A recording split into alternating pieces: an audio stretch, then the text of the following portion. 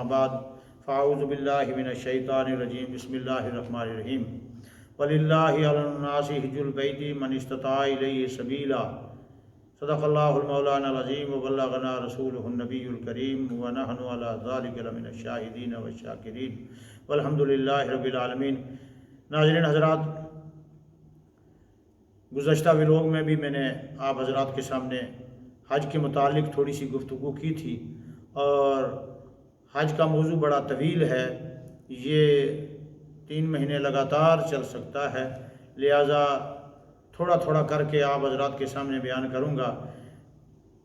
گزشتہ ولاگ میں بھی میں نے یہی آیت کریمہ تلاوت کی تھی کہ جس میں حج فرض ہونے کا اعلان ہوا ہے، سورہ آل عمران کی آیت ہے، اور جب یہ آیت نازل ہوئی تو پیارے آقا رحمت عالم صلی اللہ علیہ وسلم نے سب کو مسجد نبوی میں جمع کر کے خطبہ دیا۔ یہ حدیث مسلم شریف میں ہے، اور حضرت ابو ہریرہ اس حدیث کے راوی ہیں۔ ان ابی ہریرہ قال خطبنا رسول اللہ صلی اللہ تعالی علیہ وسلم فقال یا ایھا الناس قد فرض کل علیکم الحج فحجوا فقال رجل اکل عام یا رسول اللہ صلی اللہ تعالی علیہ وسلم فسکت رسول اللہ صلی اللہ تعالی علیہ وسلم فقال رجل اکل عام یا رسول اللہ ثم سکت رسول اللہ صلی اللہ تعالی علیہ وسلم حتی قالها ثلاثا فقال لو قلت نعم لوجبت ولما استطعتم ثم قال ذروني ما تركتم فإنما هلك من كان قبلكم بكثرة سوالهم واختلافهم على أنبيائهم وإذا أمرتكم بشيء فاتوا منه ما استطعتم وإذا نهيتكم عن شيء فدعوه۔ جب یہ آیت مقدسہ حج کے فرض ہونے کی نازل ہوئی تو پیارے آقا نے مسجد نبوی میں تمام صحابہ کرام کو جمع فرمایا، اور جمع فرما کر خطبہ دیا اور فرمایا اے لوگو تم پر حج فرض کر دیا گیا ہے، لہٰذا ہر سال لہٰذا تم پر حج فرض کر دیا گیا ہے، لہٰذا حج کرو۔ مجمع میں سے ایک آدمی کھڑا ہو گیا، اس نے عرض کیا یا رسول اللہ کیا ہر سال حج فرض ہے؟ تو پیارے آقا خاموش رہے، جواب نہیں دیا۔ اس آدمی نے دوبارہ پوچھا یا رسول اللہ کیا ہر سال حج فرض ہے؟ پیارے آقا پھر بھی کچھ نہیں بولے۔ پھر تیسری بار حتی قالها ثلاثا، یہاں تک کہ جب اس نے تیسری بار پوچھا فقالا، تو پیارے نبی نے فرمایا لو قلت نعم، اگر آج میں ہاں کہہ دیتا، لو قلت نعم لوجبت، تو تم پر ہر سال حج فرض ہو جاتا، ولما استطعتم، اور تم اس کی طاقت ہر سال حج کرنے کی طاقت نہ رکھتے۔ ثم قال ضرونی ما ترکتم، لہٰذا تم مجھے اختیار دیے رکھو، چھوڑے رکھو، جو میں بولوں اسے لے لو۔ فإنما هلك من كان قبلكم بكثرة سوالهم واختلافهم، اور تم مجھ سے زیادہ پوچھ تاچھ مت کرو۔ تم سے پہلے نبیوں کی امتیں بھی اپنے نبیوں سے زیادہ پوچھ گچھ کرتے تھے، زیادہ اعتراضات کرتے تھے، اور اسی لیے وہ امتیں ہلاک ہو گئی۔ فَإِذَا أَمَرْتُكُمْ بِشَيْءٍ فَاتُوا مِنْهُ مَا اسْتَطَعْتُمْ، جب میں تمہیں کسی چیز کا حکم دوں تو اسے پورا کرو اگر طاقت رکھتے ہو تو۔ وَإِذَا نَهَيْتُكُمْ عَنْ شَيْءٍ، اور جس چیز سے تمہیں میں روکوں اس سے رک جاؤ۔ یہ مسلم شریف کی حدیث ہے جو آپ حضرات کے سامنے بیان کی ہے۔ اس حدیث سے صاف عیاں ہو گیا کہ زندگی میں ایک بار حج فرض ہے، ہر سال حج فرض نہیں ہے، زندگی میں صرف ایک بار حج فرض ہے۔ اور اگر ہر سال حج کی سعادت کسی کو نصیب ہو جائے تو یہ ذرہ نوازی ہے، یہ مقدر کی بات ہے، لیکن وہ سارے حج نفلی ہوں گے۔ فرضی حج صرف ایک کرنا ہے زندگی میں، اور اس سے یہ ثابت ہو گیا ہے۔ دوسری بات یہ ہے کہ اس آیت کریمہ سے ایک بات اور اس حدیث مبارکہ سے یہ بات ثابت ہو گئی ہے کہ رب تبارک و تعالیٰ نے پیارے نبی کو کتنا وسیع اختیار دیا ہے کہ وہ اگر چاہیں تو جس کو چاہیں حرام قرار دے دیں، اور جس کو چاہیں فرض قرار دے دیں اور جس کو چاہیں نفل قرار دے دیں۔ اگر نبی پاک فرماتے ہیں اگر میں ہاں کر دیتا تو ہر سال حج فرض ہو جاتا۔ نبی کی ہاں میں، نبی کی یس میں یہ بات پوشیدہ ہے۔ نبی پاک نے فرمایا اگر صرف میں ہاں کر دیتا تو ہر سال حج فرض ہو جاتا۔ تو رب نے اتنا اختیار دیا ہے کہ نبی پاک کے ہاں کہنے سے فرض بن جاتا ہے اور نبی کے جو رک جانے سے نفل بن جاتا ہے۔ اور قرآن مقدس کا بھی یہ فرمان، جب نبی پاک نے فرمایا ہے کہ جو تمہیں دوں اسے لے لو، زیادہ آگے سے سوالات نہ کرو، اور پھر یہ بھی فرما دیا کہ زیادہ سوالات نہیں کرنا، اور جس چیز سے میں تمہیں روکوں اور اس سے رک جاؤ۔ قرآن مقدس بھی اس کے بارے میں یہی فرماتا ہے، وَمَا آتَاكُمُ الرَّسُولُ فَخُذُوهُ وَمَا نَهَاكُمْ عَنْهُ فَانْتَهُوا۔ پیارے نبی جو تمہیں دیں اسے لے لو، اور جس سے نبی پاک روکیں اس سے رک جاؤ، یہی فرمان ہے۔ اب دوسری حدیث ترمذی شریف کی حدیث ہے، اس حدیث کے راوی بھی حضرت ابو ہریرہ ہیں۔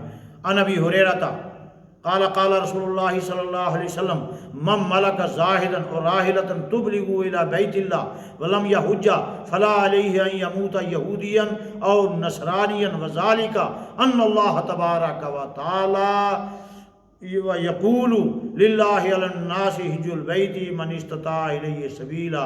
پیارے نبی نے فرمایا جس کے پاس طاقت بھی ہے، جوانی بھی ہے، صحت بھی ہے، تندرستی بھی ہے، مال بھی ہے، دولت بھی ہے، اس کے باوجود اگر وہ حج نہیں کر رہا تو وہ ایسے مرا جیسے یہودی مرا، وہ ایسے مرا جیسے نصرانی مرا، رب کو اس کی کوئی پرواہ نہیں ہے۔ اور یہ اس لیے فرمایا پیارے نبی نے کیونکہ رب کا فرمان بھی یہی ہے، وَلِلَّهِ عَلَى النَّاسِ حِجُّ الْبَيْتِ، لوگوں استطاعت کے مطابق، طاقت کے مطابق تمہارے اوپر حج فرض کر دیا گیا ہے۔ اگر صاحب نصاب ہو گئے ہو تو فوراً حج کی تیاری کر لو، اور جس کو حج پر جانا ہو اس کو کم سے کم حج کے ضروری مسائل جو ہیں وہ جان کر، میں نے گزشتہ ولاگ میں بتایا تھا کہ حج کے 3 فرض ہیں، احرام باندھنا فرض ہے، اور طواف صدر فرض ہے، اور حج کا رکن اعظم اور سب سے بڑا فرض جو ہے وہ عرفہ کے میدان میں ٹھہرنے کا نام حج ہے۔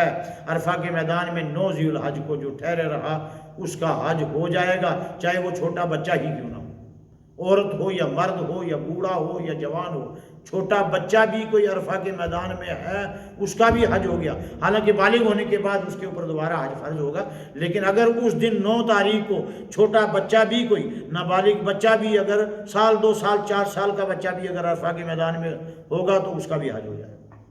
یہ رب تبارک و تعالیٰ کا فرمان ہے، اور رب تبارک و تعالیٰ کا بندوں پر انعام ہے کہ عرفہ کے میدان میں کھڑے ہو جاؤ، کچھ پڑھو یا نہ پڑھو۔ مین بات یہ ہے، یہ میں اگلے ولاگ میں بتاؤں گا کہ عرفہ کے میدان میں کمال ہے۔ حج تو خانہ کعبہ میں ہونا چاہیے تھا، خانہ کعبہ یہاں سے 14 میل دور ہے، خانہ کعبہ میں 8 دن 10 دن وہاں حاجی ٹھہرے، روز طواف کرتے رہے، روز صفا مروہ پر سعی بھی کرتے رہے، لیکن حج پھر بھی نہیں ہوا۔ واہ مولا، تیرے گھر کے چکر کاٹتے رہے، حج پھر بھی نہیں ہوا۔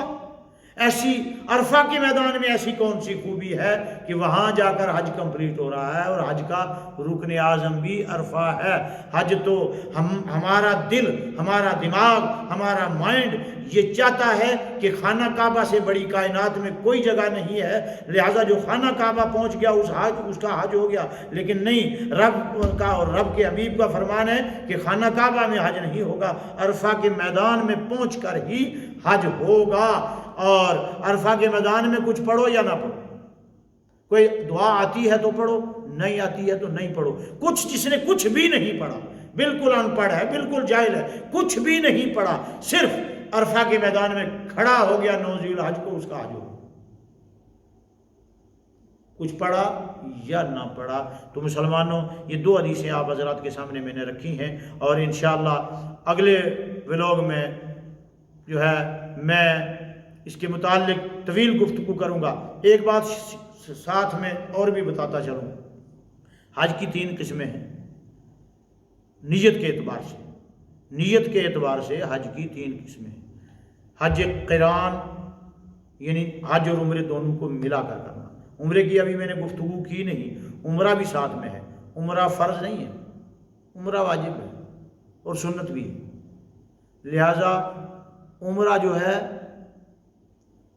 اور حج دونوں کو اگر کسی نے اکٹھی نیت کی اور اس کو کہتے ہیں حج قران، یعنی ملا کر دونوں کی، حج بھی اور عمرہ دونوں ساتھ میں مکس کر کے ایک ہی احرام کے ساتھ ایک ہی احرام باندھا، اسی میں دونوں کی نیت کر لی، حج کی بھی اور عمرے کی بھی، اس کو حج قران کہتے ہیں۔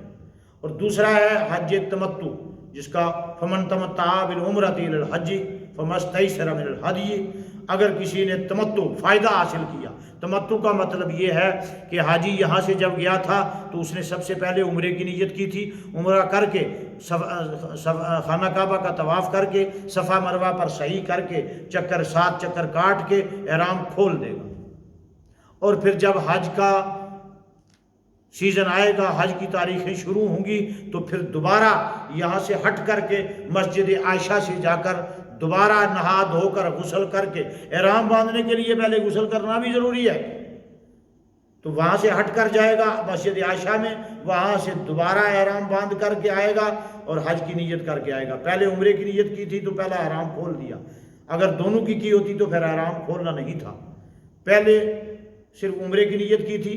تو یہ دونوں ایک ساتھ میں اگر حج اور عمرہ کسی نے کیے ہیں تو ایک نیت 2 احرام کے ساتھ، ایک سفر میں اگر کسی نے 2 احرام کے ساتھ حج اور عمرہ کیے ہیں تو اسے حج تمتع کہتے ہیں۔ اور تیسرا ہے حج افراد۔ حج افراد کا مطلب ہے کہ تنہا حج کی نیت کی، یا تنہا جس نے حج کیا، یا تنہا عمرہ کیا، یہ 3 قسمیں حج کی۔ باقی انشاءاللہ جو کچھ کہا گیا ہے، میں چاہتا ہوں کہ جو حاجی لوگ حج کرنے جا رہے ہیں کم سے کم میری یہ بات ان تک پہنچے، اور ان کو حج کے اگر زیادہ نہیں تو تھوڑے بہت مسائل ان تک پہنچ سکیں۔ وما علینا الا البلاغ۔